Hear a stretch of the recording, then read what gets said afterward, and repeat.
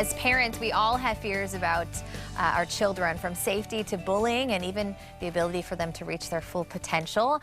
But there is some hope and opportunity to help our kids and ease our worries. And here to help is psychologist Amy Trout. It's always great to have you back. Good morning. Thanks. Good morning. So summer is in full swing, and with that comes a lot of parental fears, I should say.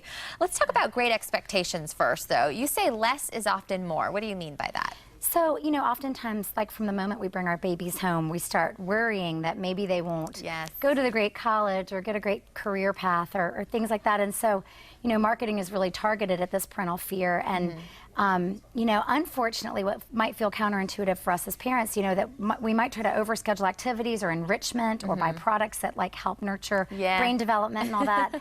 Oftentimes what is shown by the research is less is more. When we provide less stimulation and less like hands-on, kids are much more creative and resourceful, and it allows kind of that other part of them to blossom and develop versus being reliant on what we've structured, what we've pre-planned, and what we've provided as far as like entertainment. Okay, that's such great advice, because as you said, it's funny when, especially at such a young age, before they're even talking, you have all of these fears as a parent because you're playing out in your mind what's going to happen or what could happen or what could not happen. So less is more. That's a good takeaway. What about stranger danger? You know, summer is in full swing. The kids are home. What do we need to know about that? So obviously things that we see on the news or on television, you know, really make us, that's like most parents' worst nightmare, right? That our kids are going to get abducted or hurt by a stranger. And in reality, the chances of that are pretty low, which is a good statistic. And child maltreatment is actually dropping, you know, which is also a good thing to know about.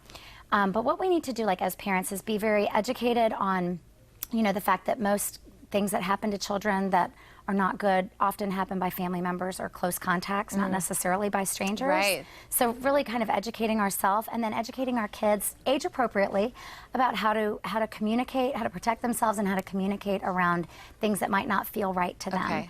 Whether Trust your gut. Abuse, right. So, and develop that relationship with them so that they can talk about really anything with you. You have to be very sensitive to where they're at and how to kind of gauge what to tell them about. Keep that kind of a situation open. Yeah, just make yourself a very safe place so that they don't ever fear there's going to be retribution on them if they talk to you about something. Number 3, accidents and injuries. This is a good one. Yeah. So people, you know, often kind of underestimate the likelihood of a kiddo getting hurt, like in in a motor vehicle or bicycle accident.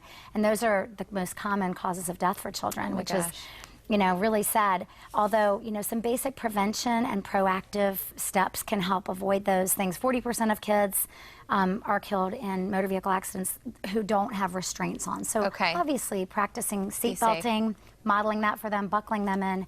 Helmets are very, very important from a young age to prevent brain damage and things like that.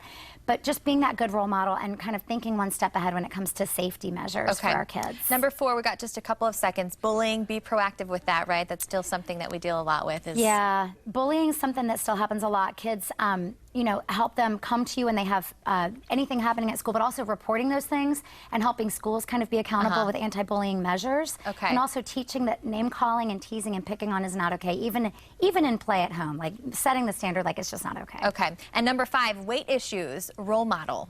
Yeah, so kids that develop anorexia or eating disorders or obesity at a very young age, it's happening younger and younger.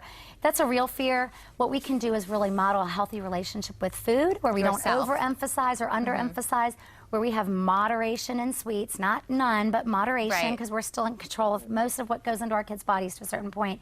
And then we model really good eating, good exercise habits, not over-focus, but not an under-focus either. Just trying to be very comfortable in our own skin so that our kiddos can hopefully grow into their own skin as well. They look up to you as parents, as their role models, so they're going to pick a lot of that up from you. So as you said, and so if we're unbalanced. Great advice. Thank you so much, Amy. If you want to learn more about this week's parenting guide, head online to our website, fox4morningblend.com.